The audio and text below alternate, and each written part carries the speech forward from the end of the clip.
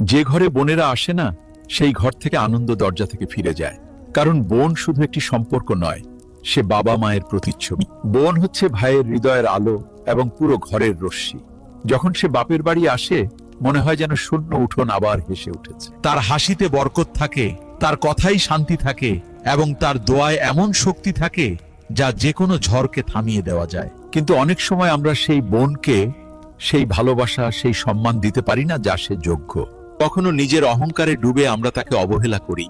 বোন কিছুই বলে না, শুধু চুপচাপ সহ্য করে। কিন্তু যখন বোনের হৃদয় ভাঙে, তখন তার নীরবতা সেই ঘরের দেয়ালে ধাক্কা খায় এবং ধীরে ধীরে সেই ঘরও শূন্য হয়ে যায়।